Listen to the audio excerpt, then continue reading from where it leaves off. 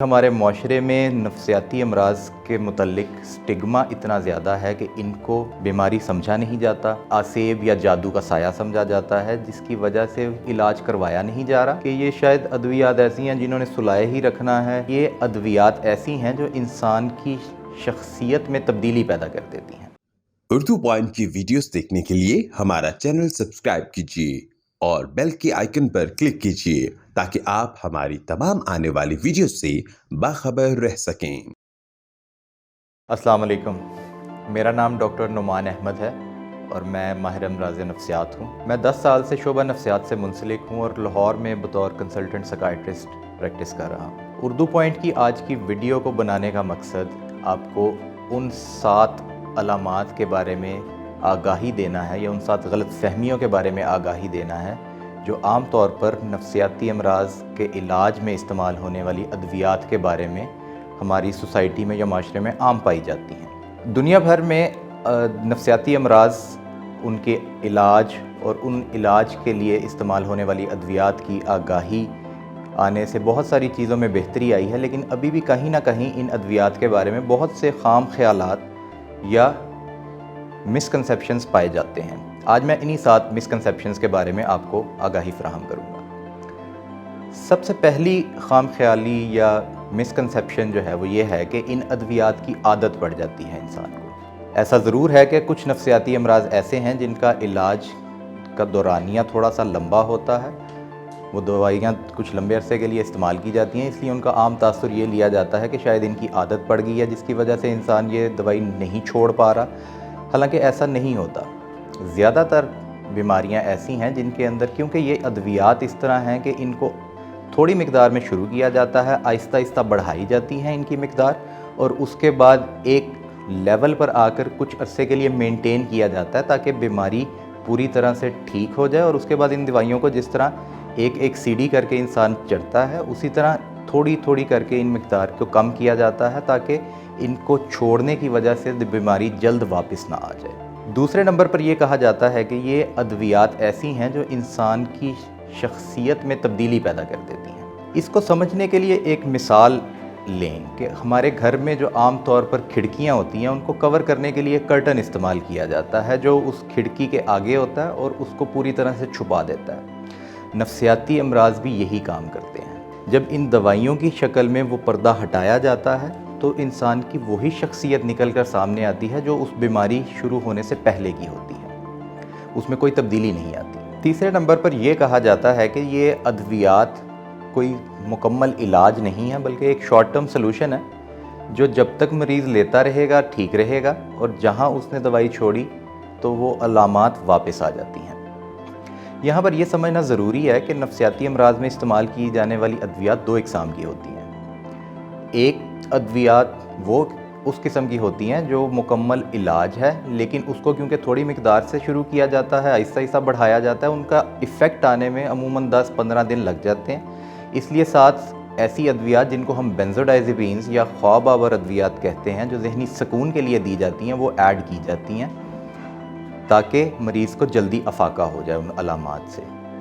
یہ وہ ادویات ہیں جو شارٹ ٹرم کے لیے دی جاتی ہیں، یعنی 2 سے 4 ہفتے کے لیے عموماً دی جاتی ہیں، اس کے بعد ان کو ختم کر دیا جاتا ہے اور جو مین میڈیسن ہے، جو مین ادویات ہیں بیماری کی، وہ چلائی جاتی ہیں۔ اگر وہ علاج باقاعدہ سے وہ ڈاکٹر کو چیک کروایا جائے، فالو اپس باقاعدہ رکھے جائیں اور پورا دورانیہ علاج کا کیا جائے تو بیماری پوری طرح سے ٹھیک ہو جاتی ہے۔ چوتھے نمبر پر یہ کہا جاتا ہے کہ ان ادویات کے جو مضر اثرات ہیں وہ تو علامات سے بھی زیادہ شدید ہوتے ہیں۔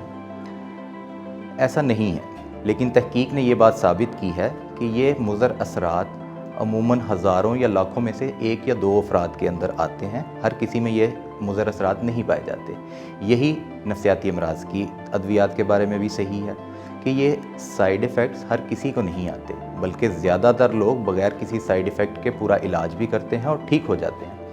ایک بڑی چھوٹی سی پاپولیشن ہوتی ہے جس کے اندر یہ سائیڈ ایفیکٹس آتے ہیں، لیکن ان کے اندر بھی دوائی یا تو تبدیل کر دی جاتی ہے یا اگر ایسا کرنا ممکن نہ ہو تو ان مضر اثرات کے لیے میڈیسن ساتھ ایڈ کر دی جاتی ہے تاکہ وہ پریشانی کا باعث نہ بنے۔ 5ویں نمبر پر یہ کہا جاتا ہے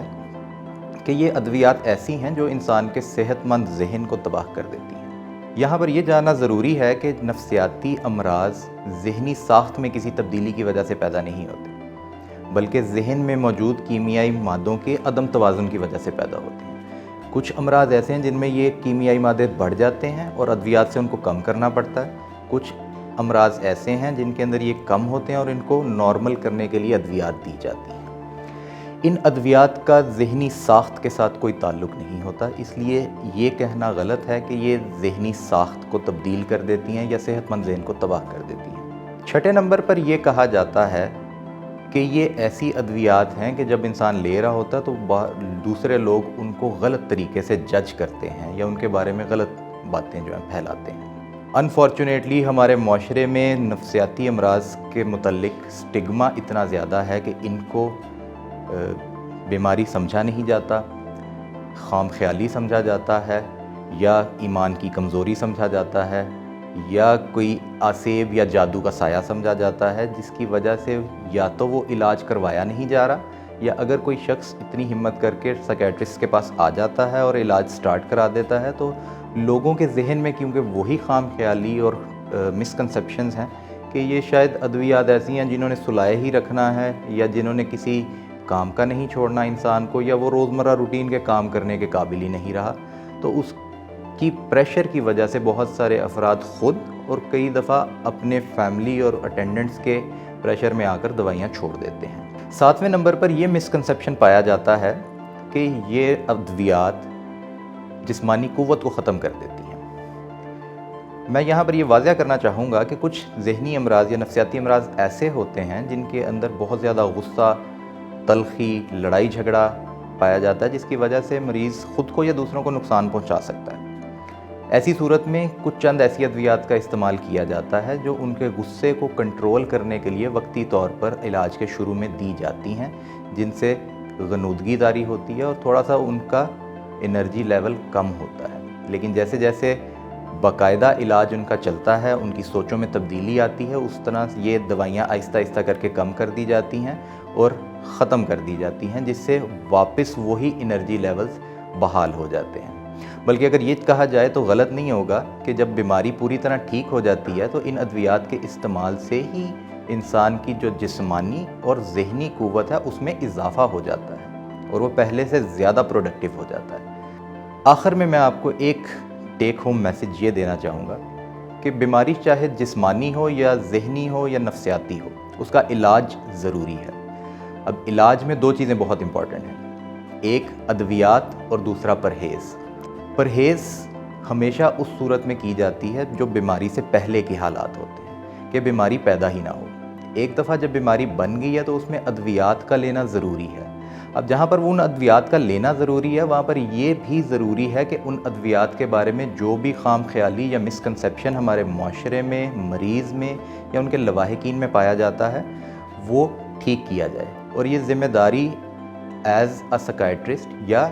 ایز اے ڈاکٹر ہماری ہے کہ جب ہمارے پاس مریض آتا ہے تو جہاں پر ہم ان کو بیماری کے بارے میں آگاہی دیتے ہیں یا ان کو بیماری کے لیے ٹھیک کرنے کے لیے ادویات کا نسخہ بنا کر دیتے ہیں، وہاں پر یہ بھی میک شور کریں ہم کہ ان ادویات کے کوئی اگر سائیڈ ایفیکٹس ہیں وہ بھی بتائیں ان کو، یا ان کے استعمال کی وجہ سے کوئی چیز اگر غیر معمولی پیدا ہوتی ہے اس کے بارے میں بھی آگاہ کریں،